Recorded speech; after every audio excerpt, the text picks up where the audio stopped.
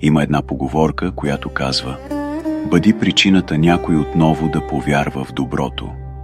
Не защото си съвършен, а защото си избрал да бъдеш добър, въпреки че си имал всяка причина на света да не бъдеш.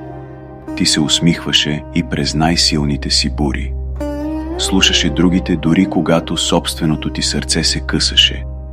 Появяваше се със състрадание там, където другите показваха само студенина. Може би точно така изглежда истинската сила.